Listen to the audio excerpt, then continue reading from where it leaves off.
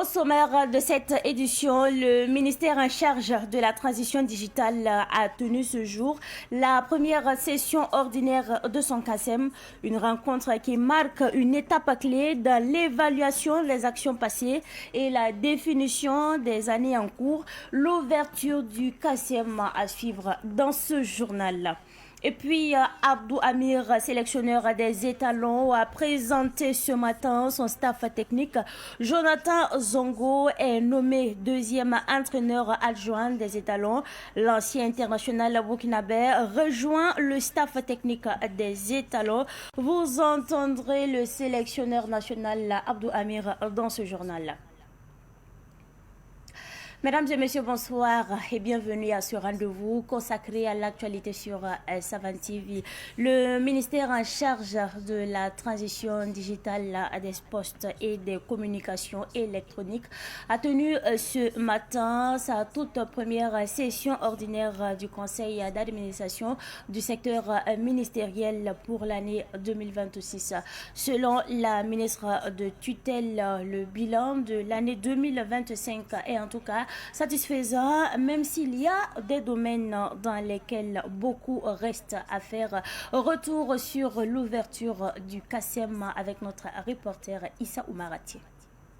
Placée sous le signe de la souveraineté numérique et de la convergence des infrastructures, cette session rassemble les responsables du département ainsi que les structures rattachées autour des enjeux de transformation digitale du Burkina Faso.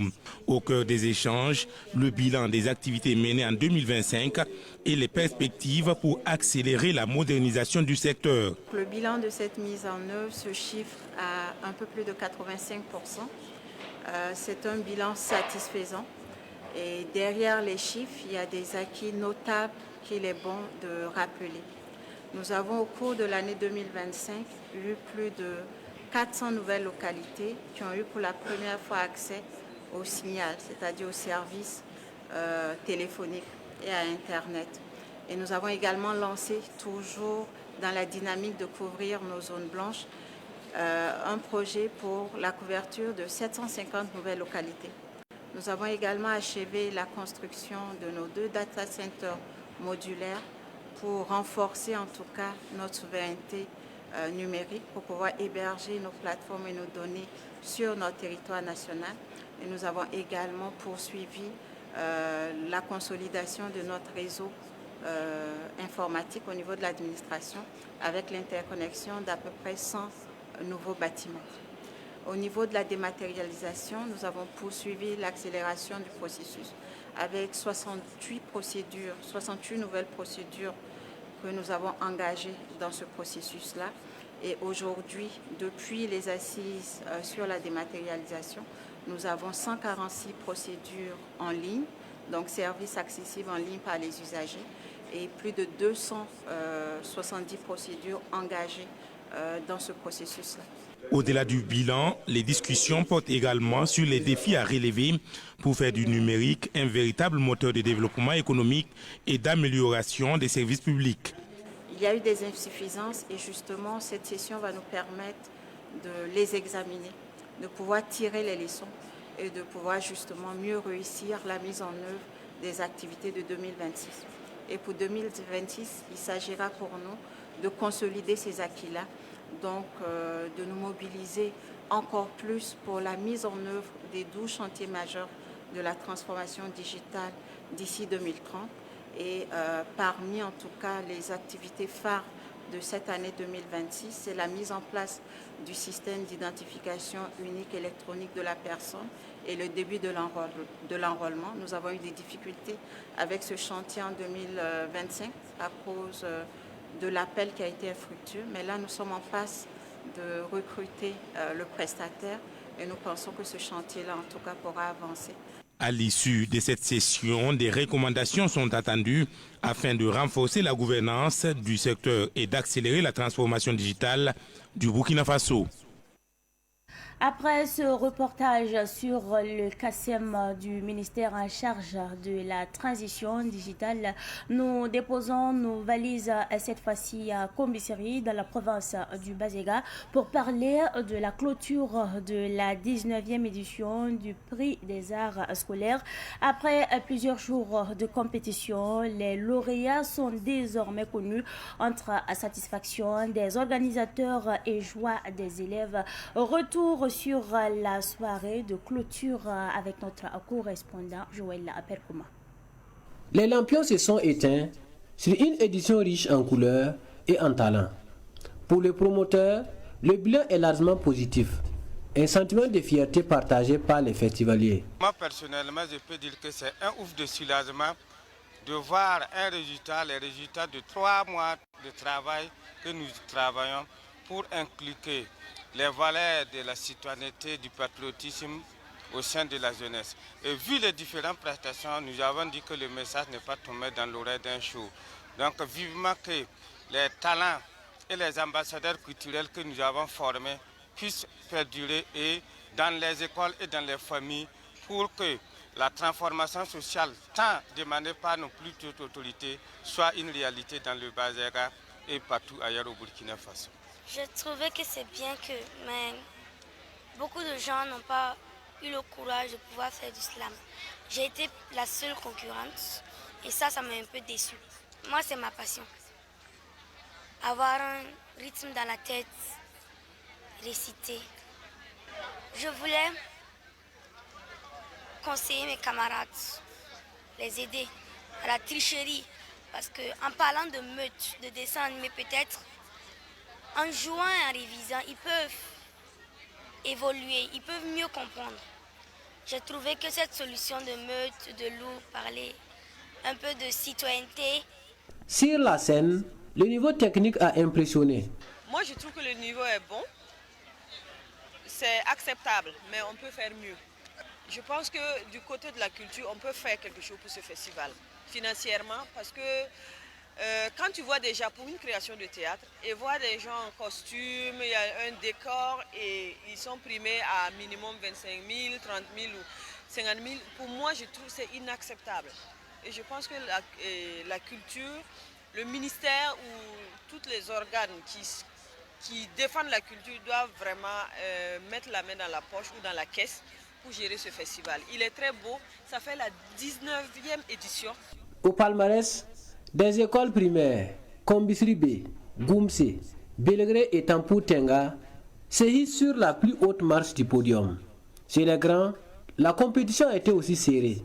Les lycées Nongro-Massam, les lycées provinciaux Nababongo, de Manga et de Kombisiri, ainsi que les lycées municipaux de Manga et de Kombisiri décrochent les premiers rangs. Après Kombisiri, nous mettons le cap sur Nagrengo. Après justement la prière de Ramadan, le guérisseur Eladj Saïdou Bichega et ses proches ont partagé un repas. Ce repas était placé sous le signe de la gratitude envers Dieu et du bilan des actions accomplies durant le mois de jeûne. C'est un reportage signé Siblina Kelsi. Après des moments intenses de prière et de dévotion, les fidèles se retrouvent pour un temps de partage à Nagrengo. Ce repas collectif est aussi un instant pour rendre grâce à Dieu pour les œuvres accomplies durant le mois de Ramadan, selon Emmanuel Naba Sanam. Si une personne te fait du bien, c'est bien de lui dire merci, même si tu n'as rien pour elle. Depuis le début du jeûne de Ramadan, les membres de l'association, la fondation, ainsi que tous ceux qui me soutiennent, ensemble, nous avons permis à tous de rompre le jeûne de façon collective. Cela a regroupé toutes les confessions religieuses durant les 30 jours. Les leaders religieux ont pris part une seule fois, sinon les fidèles se sont retrouvés pour rompre ensemble ici à Nagrengo. C'est mieux pour nous de dire merci et rendre grâce à Dieu pour ces merveilles. Autour du guérisseur El Hadj Seydou Bitienga, les membres de l'association El Hadj Seydou Bitienga pour le développement ainsi que des élèves coraniques parrainés par l'association communient dans la joie et la reconnaissance. El Hadj Seydou Sawadogo, imam de Nagrengo Koudougo, apprécie. Nous demandons à la population de s'unir main dans la main et d'être tolérante. Parce que nos ancêtres ont vécu utile, il faut qu'on emboîte leur pas pour éviter la honte pour le bien de nos enfants et petits-enfants. J'invite les hommes et les femmes à cultiver la paix et la tolérance, car celui qui cultive la paix et la tolérance ne regrettera jamais ses actes.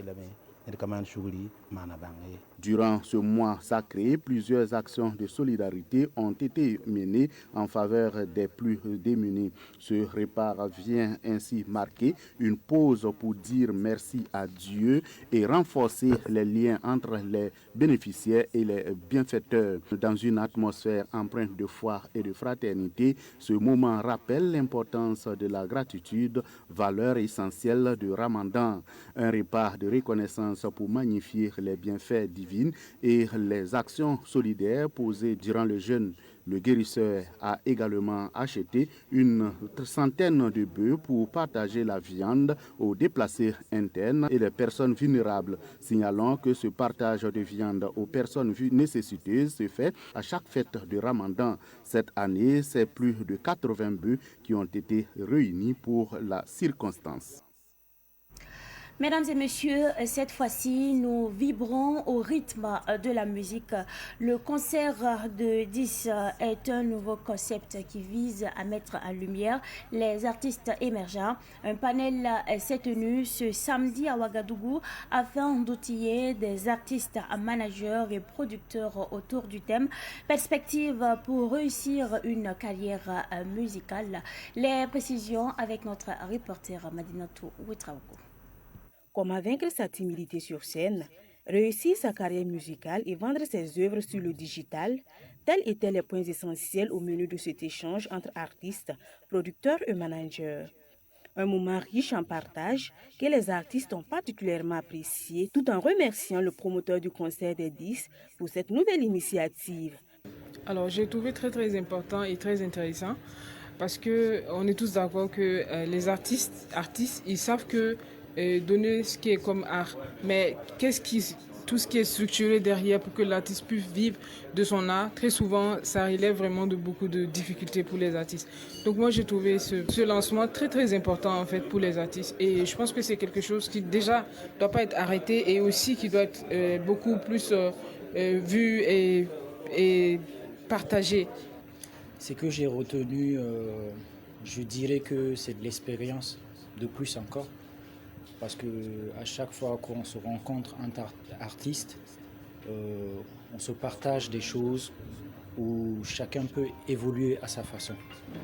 Ousseini Compaoré, connu sous le nom de Mère de Paix, est le créateur de ce concept. Selon lui, il s'agit d'un projet visant à mettre en lumière les artistes émergents. Le concept, c'est le concert des 10. Alors c'est un concept qui vient de naître. Aujourd'hui, on a fait le lancement officiel. Voilà, c'est un projet qui vient répondre vraiment aux besoins de tous ces artistes qui ont du mal à faire valoir leur talent.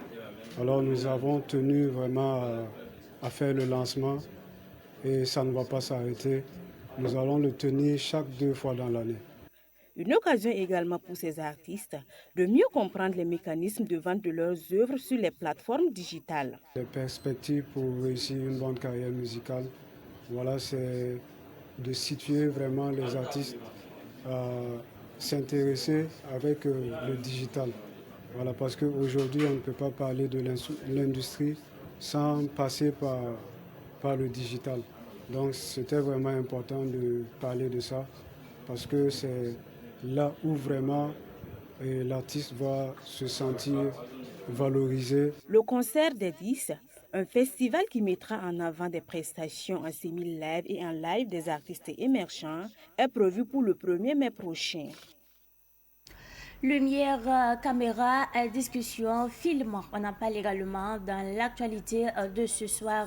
Et nous parlons justement de ce film intitulé Le fils du ministre, qui marque donc le 30e long métrage du réalisateur burkinabé Yacouba Napon, alias MC-Z.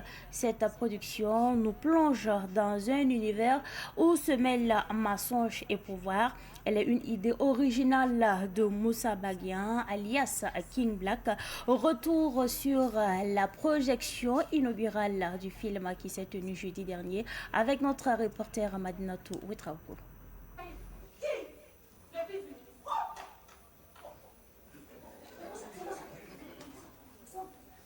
Le fils du ministre raconte l'histoire d'un jeune homme charismatique qui s'est fait passer pour le fils d'un puissant ministre afin de s'imposer dans les milieux influents. Grâce au prestige et aux apparences, il séduit et manipule son entourage. Mais derrière cette illusion, un mensonge dangereux menace de tout faire s'écrouler. Un film qui se révèle être une véritable leçon de vie selon les cinéphiles. J'étais très contente, j'ai eu des conseils dedans. On doit avoir toujours la patience. C'est ça le premier conseil que j'ai eu dedans. Deuxième conseil, bon, toute chose à son temps. On doit se patienter toujours pour attendre l'arrivée. Ce n'est pas le départ qu'il faut. Ce que j'ai retenu, c'est de ne pas vouloir mener une vie qu'on n'a pas. Voilà, toujours mener une vie selon les moyens.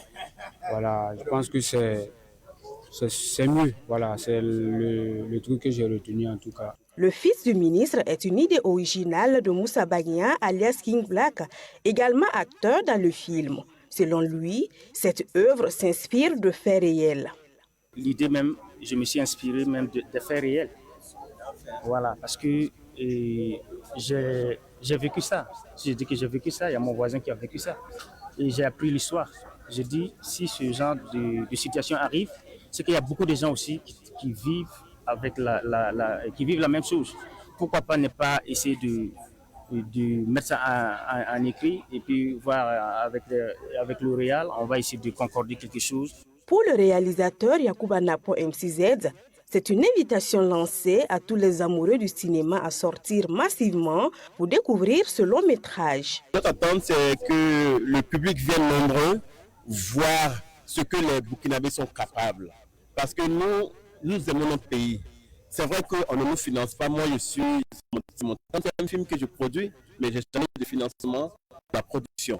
Donc, avec les nouveaux fonds, on espère aussi bénéficier. Et donc, à travers ce film, on aimerait que les Burkinabés viennent nous soutenir, remplir les salles, Cinéma Royal, et que ça marche pour que l'investissement que King Black et moi nous avons fait, on puisse entrer dans nos fonds. D'une durée d'1h45, le fils du ministre est projeté du 19 au 29 mars 2026 au Ciné Neroya. Le sport est également au menu de l'actualité de ce soir. Celui qui n'est pas performant en club ne viendra pas. Je ne suis pas ici pour faire plaisir à qui que ce soit. Je suis là pour travailler et personne ne peut influencer mes choix. Je ne convoque pas un joueur parce que son agent m'a appelé. En tout cas, c'est ce qu'a affirmé le sélectionneur national Abdou Amir ce matin lors d'une conférence de presse. Écoutons donc le sélectionneur national Abdou Amir qui s'exprime au micro de Samuel Mako. Bouziane Benarabia qui était avec moi à Agadir, mais aussi qui a bourlingué au niveau du continent. Il était aussi en première division en France, adjoint à Rennes, il a toujours été adjoint, il était à Monaco aussi. Il était en Angleterre aussi. Ouais, il a fait pas mal de pays. C'est une personne d'expérience, une personne posée. Et je pense que c'est un bon binôme parce que je travaillais avec lui pendant 8 mois et je redonnais ma confiance à cette personne-là qui apaise et qui est très bon dans la gestion humaine. Deuxième adjoint, Jonathan Zongo, qu'on m'a présenté, voilà, qui est actuellement à l'étranger et qui est quelqu'un qui pour moi correspondait un petit peu au profil de ce qu'on recherchait. Voilà, de la connaissance, l'apprentissage aussi avec le staff, l'expérience aussi que nous avons. Ensuite, Redon Julien qui était aussi avec moi à Agadir, qui est préparateur physique aussi, qui a beaucoup travaillé aussi, qui a fait la Ligue 1 en France, Ligue 2. Il a fait aussi l'étranger, il a fait la Côte d'Ivoire. Et ensuite, Abdelali, qui est un kinésithérapeute qui est reconnu un petit peu en France. Il était dans le secteur aussi, il était avec moi en Mauritanie, et le secteur aussi, il a un cabinet, une clinique sur Toulouse, qui est une personne qui a de l'expérience. Et Faustin Bastide, qui est quelqu'un d'expérience, un ostéopathe aussi, qui a travaillé aussi en Afrique, qui a travaillé au Ghana, Côte d'Ivoire. Il a au Maroc aussi, pardon. Voilà, il a une grande expérience. Il a travaillé avec des grandes nations du football. C'est pour ça qu'il nous a rejoints. Vous le savez, le football moderne maintenant, c'est important. La vidéo, elle est très très importante. Pourquoi j'ai pris 2 analyses vidéo pour poser la question. Donc il y aura une analyse vidéo qui s'occupera de Ibrahim Diop, qui était avec, je vous le présente, il était avec Alois Cissé en Libye. Il a fait pas mal de clubs en Tanzanie. Il était aussi en Tanzanie. Il a aussi une grande expérience au niveau de son métier. C'est une personne qui va pouvoir nous aider notamment dans le scouting. Faut savoir aussi qu'on a énormément de Burkinabés qui émergent en Europe ou autre. Voilà, il faut aller chercher, il faut chercher la qualité, il faut apporter un souffle nouveau à ce projet. Voilà, c'est des personnes qui vont pouvoir nous aider à aller chercher ça. Et puis après, il aura aussi la tâche de gérer l'équipe adverse, faire des recherches, mettre pas mal de choses en situation, de me donner les informations, les diagnostics, les stats et la data. Voilà. Et après, Abdoulaye Seck, analyse de jeu, il s'occupera des séances d'entraînement, il s'occupera de notre équipe aussi. C'est une personne qui était avec moi en Mauritanie, il a fait les Comores aussi, formateur aussi. C'est lui qui est un des rares, un des premiers africains qui a été dans l'analyse vidéo, une compétence importante et quelqu'un qui va pouvoir beaucoup nous apporter sur notre équipe, me donner aussi des infos. Il a fait quand même 2 CAN. Il a été aussi à Ouidad. Il a fait une Coupe du Monde des clubs.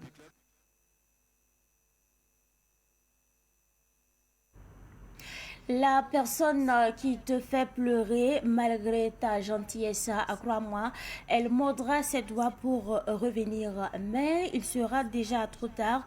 Ne sous-estime pas une bonne personne car les bonnes personnes sont rares alors que ceux qui ont des oreilles entendent. Mais c'est tout pour cette édition que j'ai pris en tout cas du plaisir à vous présenter. Merci à vous pour votre constante fidélité. Excellent suite de programme en compagnie bien sûr des programmes de la télévision des Nouvelles Idées.